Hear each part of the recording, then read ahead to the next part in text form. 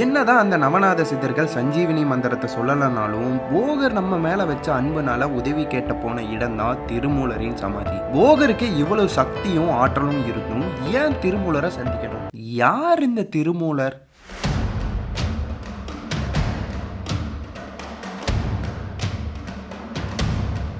சுந்தர்னு ஒரு சித்தர் ஒவ்வொரு திருத்தலங்களையும் வணங்கி வந்துட்டு இருக்கும்போது காவிரி கரையோரமா பசுமாட்டு கூட்டமே அழுதுட்டு இருக்கிறது பாக்குறாரு சுந்தர். பரிதாபப்பட்டு என்ன காரணத்துக்காக இந்த பசுமாடுகள் அழுதுட்டு இருக்குன்னு தெரிஞ்சுக்கிறதுக்காக போறாரு. இப்போ அந்த பசுமாட்டு கூட்டத்துக்கு நடுவுல மாடு மேய்க்கிறவன் பாம்பு கடிச்சு இறந்து போனதை பாக்குறாரு சுந்தர். அந்த மாடு மேய்ப்பவனுடைய பெயர் மூலன். உள்மேய கூட போகாம பசியோட கதறி மூலனோட முகத்தை நக்கிட்டு இருக்கு எல்லா மாடும். பசுவோட சோகம் சித்தரோட மனசை ரொம்ப பாதிப்புக்கு உள்ளாக்குச்சு. மூலன் எழுந்திருச்சா மட்டும்தான் பசுமாடு புல்ல திங்கும், இல்லனா பசுமாடு இறந்து போயிரும்னு அறிஞ்ச சித்தர் தன்னோட உடலை மரத்தினுடைய வேர் பகுதியில மறைச்சு வச்சுட்டு மூலனோட உடல்ல கூடு விட்டு கூடு பாயிறாரு சுந்தர் சித்தர். மூலனுக்கு உயிர் வந்ததும் பசுமாடுகளுக்கு ஒரே ஆனந்தம். துள்ளி குதிச்சு மூலனோட முகத்துல நக்கியும் மாலை வரை புல்மேய்து பசுமாடுகள். பொழுது சாஞ்சதும் எல்லா பசுமாடுகளும் வீடு திரும்ப மூலனோட உடம்பில் இருந்த சிவயோகி சுந்தரும் பசுமாடோட கிளம்புறாரு. எல்லா பசுமாடும் பத்திரமா வீட்டுக்கு போயிருச்சான்னு பார்த்துட்டு சரி மூலனோட உடம்பு விட்டு தன்னோட உடம்புக்கு போறது இதுதான் சரியான நேரம்னு நினைக்கிறப்ப மூலனோட மனைவி ஓடி வந்து மாடெல்லாம் வந்துருச்சு, உன்னை காணமேன்னு ரொம்ப நேரமா தேடிட்டு இருந்தேன், ஏங்க இங்கேயே நின்னுட்டு இருக்கீங்க, வாங்க போலாம்னு கைய பிடிச்சி இழுக்க, பெண்ணே தொடாதே, நான் உன் கணவன் இல்லை, அவன் இறந்துட்டான்னு சொல்லி அங்கிருந்து செல்ல முயற்சிக்கிறாரு சுந்தர் சிவயோகி. ஆனா மூலனோட மனைவியோ விடவும் இல்லை. இந்த பிரச்சனை கிராம பஞ்சாயத்தா மாற சுந்தரும் சரி வேற வழி இல்ல எல்லாத்தையும் சொல்லி இங்கிருந்து கிளம்பிடலான்னு நினைக்கிறாரு. அதே மாதிரி சுந்தர் எல்லாத்தையும் சொல்லி உடலை விட்டு ஆன்மா பிரிஞ்சதும் மூலனோட உடம்பு கீழே விழுந்துருது. திரும்பவும் இறந்த உடலை மீண்டும் புகுந்து காட்டுறாரு சிவயோகி சுந்தர். அப்பதான் அங்க இருக்கிற மக்களும் மூலனோட மனைவியும் நம்புறாங்க. அப்புறம் மூலனோட மனைவியை சமாதானப்படுத்தி அழைச்சிட்டு போறாங்க அந்த ஊர் மக்கள். இப்பதான் நிம்மதி அடையிறாரு சுந்தர். ஆனா அது கொஞ்ச நேரம் கூட நீடிக்கல. தன்னோட உடலை மறைச்சு வச்ச இடத்துல தேடும் போது அந்த உடல் காணாம போயிருச்சு. ஏன் இப்படியாச்சுன்னு தன்னோட மனக்கண்ணுல பார்க்கும்போது தான் தெரியுது சிவபெருமானோட விளையாட்டுன்னு.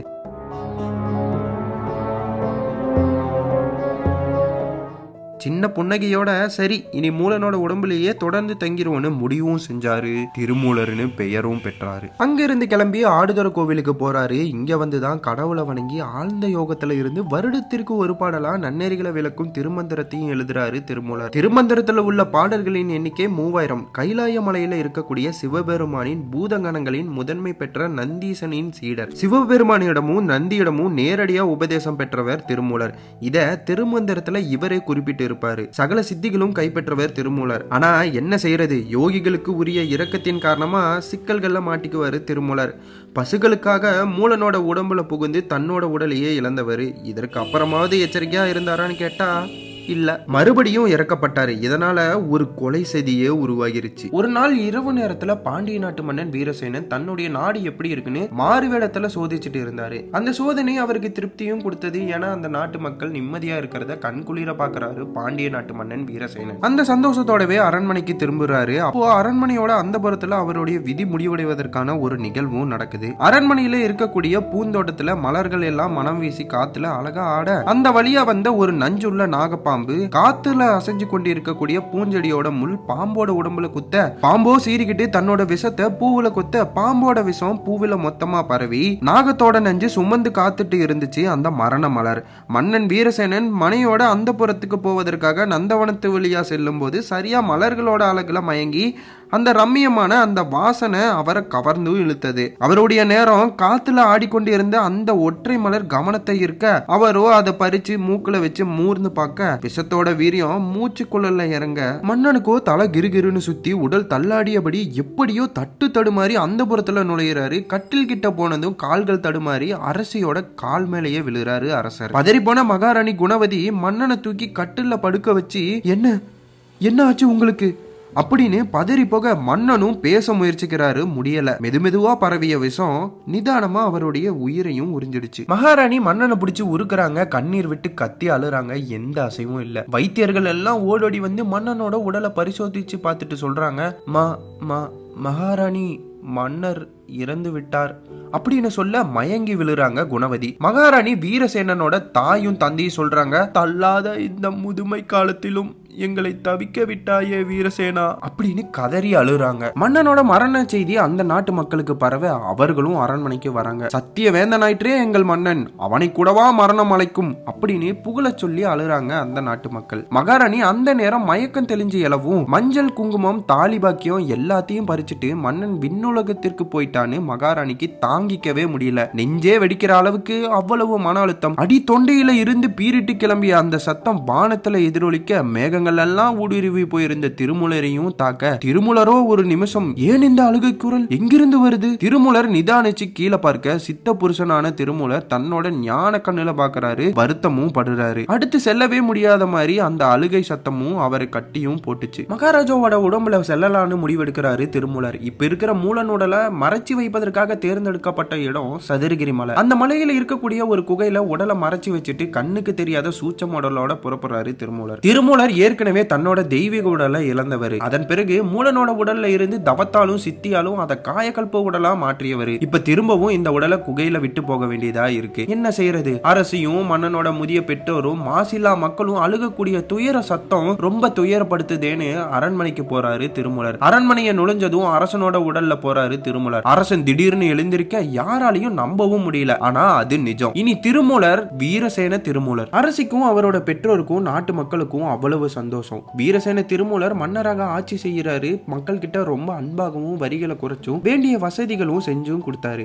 நாடே நிறைவாக இருக்க மகாராணி குணவதியோட மனசுல மட்டும் ஒரு சின்ன சந்தேகம். மகாராஜாவோட பண்புல குணத்துல நடத்தையில நிறைய மாற்றம் தெரியுது. அது மட்டும் இல்லாம முன்பெல்லாம் கணவனுக்கு பக்கத்துல இருக்கும்போது கொழுந்து விட்டு எறிகிற காமம் இப்ப இல்ல. அவரை நெருங்கி பேசி கொண்டிருந்தாலே மனசுல பக்தி மட்டும்தான் இருக்கு. தன்னை அறியாமலே ஆழ்ந்த உறக்கமும் வந்துருது அப்படின்னு குணவதி குழம்பி போய் இருக்காங்க. இதை நான் தெளிவுபடுத்தியே ஆகணும்னு நினைக்கிறாங்க. ஒரு நாள் உணவெல்லாம் உண்டுட்டு ஊஞ்சல்ல வீரசேனன் திருமூலர் ஆடிட்டு இருக்கும்போது குணவதி பக்கத்துல வந்து உங்ககிட்ட நான் கொஞ்ச நேரம் பேசலாமான்னு கேக்குறாங்க. அரசர் அதற்கு தயங்காமல் கேளு குணவதினு சொல்றாரு. நீங்கள் யார்? இது என்ன கேள்வி? நான் வீரசேனன், உன் கணவன். என்ன திடீர் சந்தேகம்? நீங்க என் கணவன் சொல்றது என்னோட கண்ணுக்கு ஒத்துக்குது, ஆனா என் மனசு ஒத்துக்கல. எதனால இப்படி சொல்ற அப்படின்னு மன்னன் கேட்க, உங்களுக்கு முன்கோபம் ரொம்ப அதிகம். யாரு தப்பு செஞ்சாலும் ஒத்துக்க மாட்டீங்க, உடனே தண்டனையும் தருவீங்க. ஆனா இப்போ கருணை ரொம்ப அதிகமா இருக்கு. கொலை குற்றவாளியை கூட மன்னிச்சு விட்டுறீங்க. பேசி பேசியே அவங்கள திருத்திறீங்க. மக்களோ உங்களோட அரச ராமராஜ்யமாவே உணர்றாங்க. அது மட்டும் இல்ல, முன்பெல்லாம் ராஜாங்க காரியம் முடிந்த உடனே அந்த புறமே கதியாகிற வரைக்கும் என்னோட பக்கத்திலேயே இருப்பீங்க. ஆனா இப்ப தொடக்கூட மாட்டீங்க அப்படின்னு குணவதி கேட்க திருமூலர் யோசிக்கிறாரு. இனியும் இவங்களை ஏமாத்த முடியாதுன்னு நினைக்கிறாரு. உத்தமியே, நீ நினைச்சது சரிதான். நான் திருமூலர் என்ற சித்தன். உன் கணவன் வீரசேனன் நந்தவனத்தில் இருக்கிற விஷபூவை முகர்ந்ததால இறந்துட்டான். அதனால நீ கதறி அழுகிற சத்தம் வானம் வரைக்கும் கேட்டுச்சு. அதுக்கு குணவதி சொல்றாங்க, எனக்கு உதவி செய்வதற்காக யோகியான நீங்க இங்க வந்தது பூர்வ ஜென்ம புண்ணியம் தான் சாமி. என் செயலோ வார்த்தையோ உங்களை காயப்படுத்தி இருந்தா தயவு செஞ்சு மன்னிச்சிருங்க. என்னோட கணவர் இறந்துட்டாங்கிறது எனக்கு இப்பவும் எனக்கு வருத்தம் தான். ஆனா எனக்கு இப்போ நிதானம் வந்திருக்கு. காலம் வந்தா எல்லோரும் ஒவ்வொருவராக செல்ல வேண்டியதுதான். நேற்று அவர், நாளை நான். ஆனால் அவருடைய பெற்றோருக்கும் என்னுடைய பிள்ளைக்கும் நாட்டு மக்களுக்கும் இந்த உண்மையை எப்படி நான் சொல்வேன் சாமி? அவர்களுக்காக மன்னரின் உடலில் இருப்பீர்களான்னு குணவதி கேட்க, இல்லையம்மா, அப்படி இருக்க முடியாது. இந்த உன் கணவனோட உடல் பஞ்சபூதங்களால ஆனது.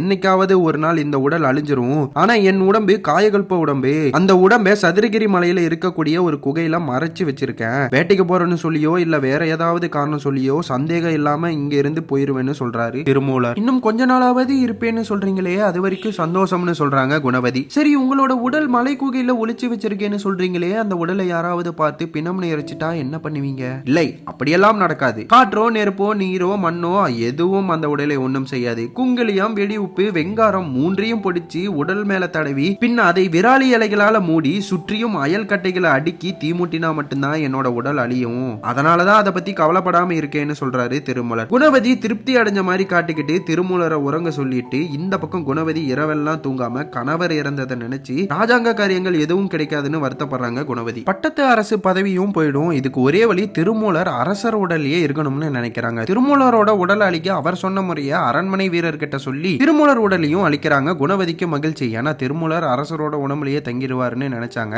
அதே மாதிரி திருமூலர் வேட்டைக்கு போறேன்னு சொல்லி தனியா கிளம்பி சதுரகிரி மலையில இருக்கக்கூடிய குகைக்கு போறாரு. தன் காயகல்ப உடல் எரிக்கப்பட்டதையும் பார்க்கிறாரு. முக்காலத்தையும் அறிஞ்சவரு இது எப்படி நடந்ததுன்னு அறிஞ்சுக்கவும் முடிஞ்சது. குணவதி சுமங்கலியா இருக்கணும்னு நினைச்சத இவரு அதை புரிஞ்சுக்கிட்டாரு. அதனால குணவதி மேல கோபமும் வரல. இரண்டாவது முறையும் உடலை இழந்துட்டோம்னு நினைக்கிறாரு திருமூலர். இனி மன்னனோட உடம்புல நீண்ட நாள் இருக்க முடியாதுன்னு யோசிச்சுட்டு போயிட்டு இருக்கிறப்ப காவிரி கரையோரம் ஒரு ஆள் மூச்சு பயிற்சி தவறா செஞ்சு இறந்து போன உடலை பாக்குறாரு. ஆண்டவனே அடுத்த ஒரு உடலை கை காட்டிட்டாருன்னு நினைக்கிறாரு. உடனே கூடு விட்டு கூடும் பாயிறாரு. அரசரோட உடலை ஒரு மரத்து பொந்துல மூலிகைகளை வச்சு அரசரை மூடியதால அது அரச மரமா அழைக்கப்பட்டது. மீண்டும் நிறைய தவம் இருந்து காயகல்ப உடலா மாத்தினாரு. திருமூலரும் மனித உயிர் மீது அதீத அன்பு கொண்டதனாலதான் போகர் தன்னுடைய தாத்தாவான திருமூலரை சந்திக்க போனாரு. இப்ப போகர் சஞ்சீவனி மந்திரத்தை திருமூலர் கிட்ட கேட்க திருமூலர் சஞ்சீவனி மந்திரத்தை பத்தி சொல்றாரு.